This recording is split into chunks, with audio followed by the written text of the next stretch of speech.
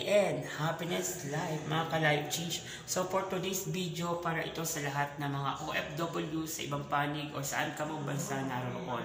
This coming 2 months at sa mga susunod na buwan po, according to the latest news, magkakaroon po ng mga tagalagang recession or kahirapan. So tayo mga ka-OFW, tayo yung unang maaapektuhan. Alam niyo po kung bakit? Kasi yung trabaho natin, pwede po tayo mawalan or pwede po tayo magkaroon ng tinatawag na recession at pwedeng ikaw ay maunang umuwi sa Pilipinas. Ang tanong, ano po ang paghahandang pwede natin gawin? Okay? Right now, kung ikaw ay nagtatrabaho pa, kailangan i-save mo ang iyong mga kinikita. Okay? Maging wise ka sa pagpapadala at yung tinatabi.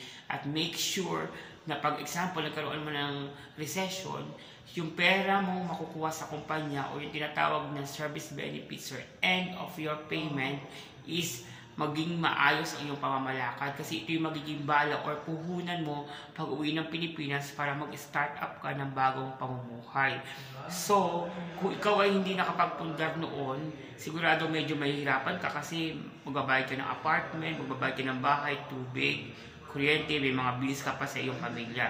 Pero kung ikaw ay nakapagpundar na noon, meron ka tinatawag na sarili mong bahay or nakapag-invest ka ng konti sa inyong example, nakapagkaroon ka ng mga lupa na pwede mong taniman at pag-alagaan ng mga hayop, is malaking points yan sa isang OFW para magkaroon ng mas maganda at masaganang buhay pag even though nasa Pilipinas na siya.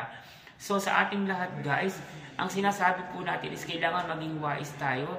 Turuan natin ang ating mga pamilya mag-impok.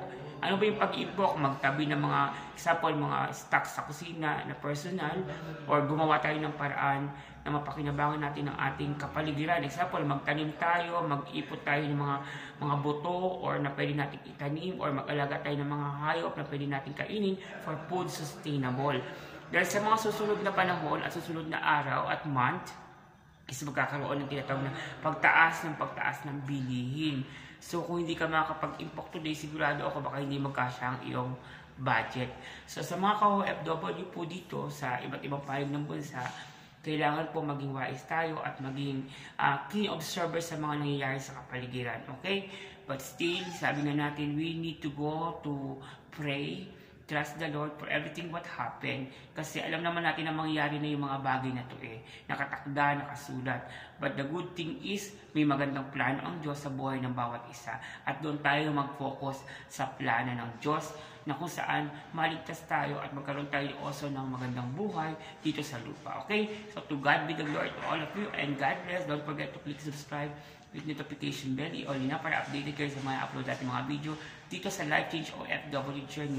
So ito yung mga tips babala para sa mga OFW. Maraming salamat and God bless.